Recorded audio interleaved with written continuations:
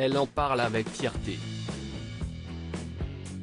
Anne Roumanoff est une humoriste que l'on ne présente plus. Depuis 1987, elle se produit sur scène avec ses One Woman Show et est très appréciée du public français.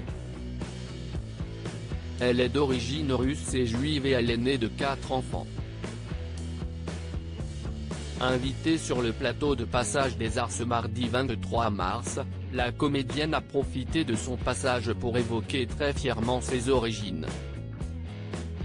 Pendant longtemps, je n'étais pas passionnée par mes origines, confie-t-elle d'abord avant de préciser, je me suis penchée dessus il y a quelques années et je me suis dit ce n'est pas rien. Bien décidée à en apprendre davantage, elle a déclaré, j'ai fait beaucoup de recherches. Je me suis également inscrite sur MyHéritage et j'ai découvert plein de trucs sur ma famille. Parmi ces découvertes, elle a mentionné des synchronicités comme par exemple mon grand-père Arkady Roumanoff qui était un intellectuel juif russe et journaliste. Il a contribué à la création d'une revue de la Cinémathèque française, affirme l'humoriste. Très fière de ses origines, Anne Roumanoff a également souhaité évoquer sa grand-mère Lydia.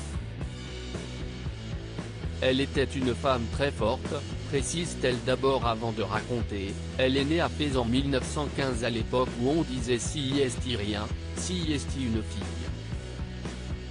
Elle était une femme juive de Lituanie qui a eu la bonne idée de partir s'installer à Berlin. Elle a finalement quitté la capitale allemande en 1933 afin de se rendre en France. Concernant sa vie privée, Lydia s'est mariée avec un catholique bordelais qui est devenu général. Elle était donc femme de général. L'humoriste indique ensuite, elle était fascinée par les artistes et intellectuels. À sa mort, on a découvert plein de biographies d'acteurs célèbres. C'était assez intéressant de trouver tout ça.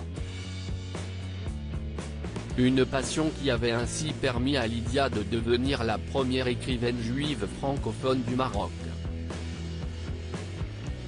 Ces découvertes ont passionné la comédienne, j'ai envie de faire un livre de nouvelles dans lequel je parle de tous les gens de mon entourage. Ce sont tous des personnages forts, conclut-elle.